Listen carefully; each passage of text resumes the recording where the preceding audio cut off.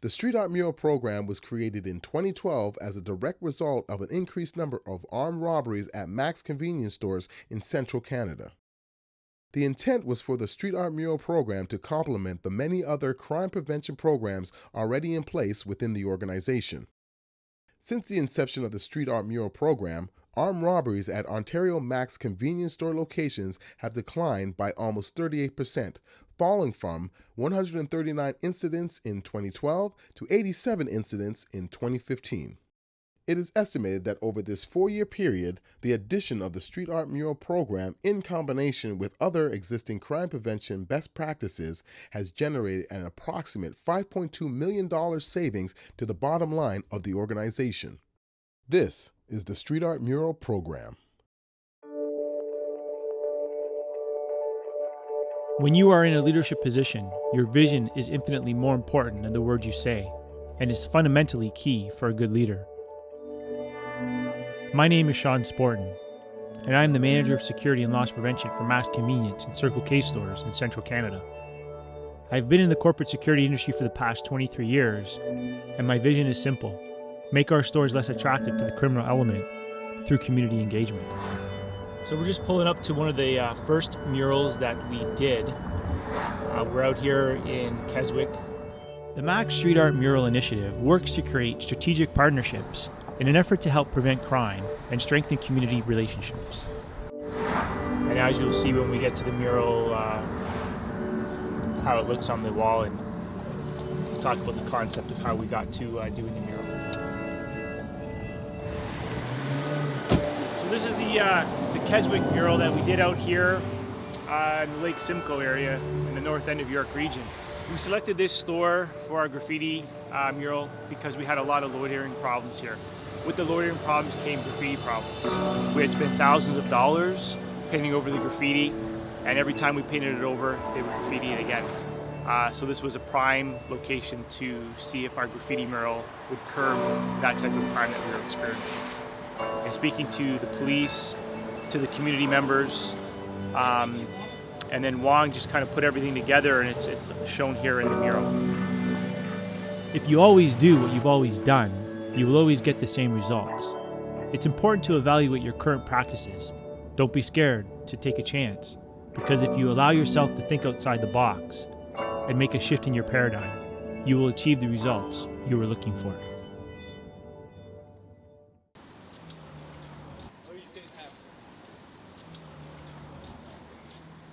Right now I'm in the beginning stages process. This is where I lay the primer down. Dealing with these red brick walls like this, you normally got to prime them because the brick is so loose. So this step here is just putting in the first 2 colors. That's, I would say, the furthest thing from the human eye would see in my mural. So that's what we would call the base or the background or the base paint. And that's what we're doing now. So we got some sky blue and a little bit of lake water, which will start off the whole mural, and then everything will just sit on top of this. My name is Wong, and I'm a graffiti artist.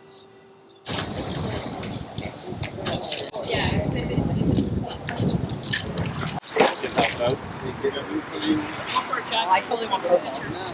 You saw it. You gotta find the spot. Alright, so I'm going to teach you 101 graffiti. The first step is tagging. Tagging is pretty much your signature, like you would sign a check, sign a form. Very good at your hand. Okay. Ah, you got it. You got it. So I want to hold it like this? Yep. Closer to the wall, the sharper the line. Working with the police is pretty fun, you know. It's actually it's very interesting to see their human side come out the uniform, right? Like, I think they almost forgot their officers' uniform, dressed, painting the wall, graffiti style tagging. They're actually doing what they're trying to stop, right? But it's all in the fun of it, right? We're trying to show the officers that it's not a crime, really. These guys are committing, yes, they may be damaging property, but the love of art is the initiative. And once you give them a can and let them paint, they can see how much fun it is and why the children enjoy doing it. And as you can see by their smiles, they're having so much fun with it, right? So this is it bridges the gap, I guess, between the two sides of how graffiti is and criminal side of it, the fun side, the art side, the talent side. So working with them has always been fun. Just on that general note, just watching them do this stuff. Never thought I would have seen that. You know, back in the day, graffiti was so outlawed. We were enemies, and now we're here painting together. So.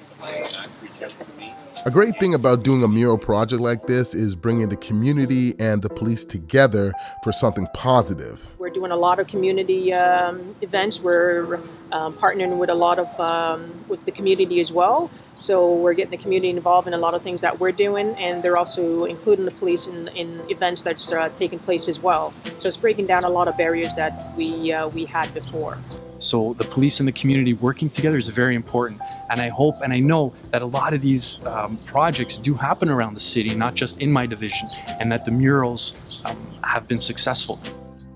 The more involvement from the community, the better. It shows that we're all in this together. We're all believing in helping reduce crime, whether it be graffiti or other types of crimes. As a community, that's important to us, especially in our beautiful city of Barrie. Working diligently towards a community-based shared responsibility, especially with the youth, will only empower them to develop a stronger ability to make a positive difference. See the youth come out in the community, the police get together with the community, and our own city staff. National Youth Week is very important to the community, to bring the community together.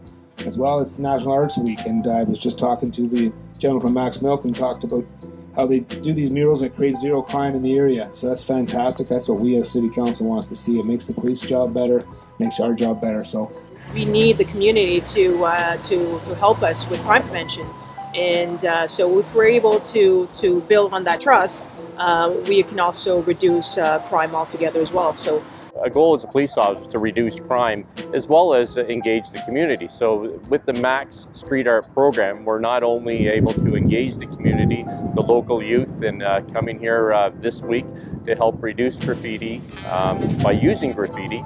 It's also something that we're hoping that the crime is going to be reduced. To my understanding from speaking with other police services that have done this sort of initiative in the past, it has reduced crime. As a result of this street art initiative, graffiti crime and overall crime at these locations have been virtually eliminated. Community involvement is everybody's responsibility. So it's the police, it's the community, it's the youth, it's the seniors, it's everybody's responsibility. Yes, we are the police and you do have the community, but when you put the two together, it was one, and one brought this to what it is today. This forward-thinking concept has seen positive results not only in the reduction of crime at the locations, but also in the beautification the mural has within the community. I think things like that just adds to like urban beauty, you know, because like there is a lot of beauty in urban landscapes, especially with proper murals. This at least looks good, and it represents something about our city and everything. By simply painting a mural on the side of a wall and giving ownership back to the community to maintain it makes this a simple yet brilliant idea.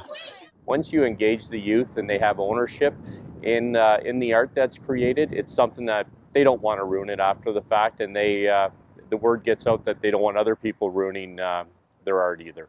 Part of the reason why the mural hasn't been touched, these youth that were involved in the program, it's a sense of ownership, it's a sense of pride. So it's the case where if they see something, maybe before they would see it, they wouldn't really do much about it because that ownership wasn't there. Now if they see somebody walking by or whatever the case may be, they can actually now yell out, hey, you know, back away from my wall. So I think that's part of it as well, that these kids are now looking out for what's theirs. As security professionals, we do a good job of following best practices. But when we do things over and over again with the same results, we need to adapt. I pioneered a new culture to create a new philosophy within our business unit of crime prevention through community engagement, with the street art mural concept playing a big part of that culture.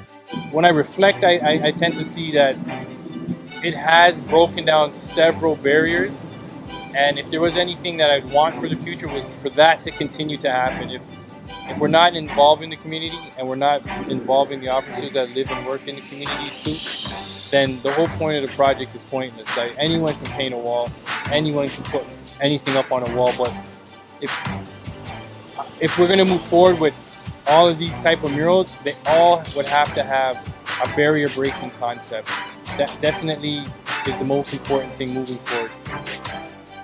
Each mural carries its own lessons and experiences, but its greatest message is that if we work together as a community, we can achieve anything. That's the power of unity.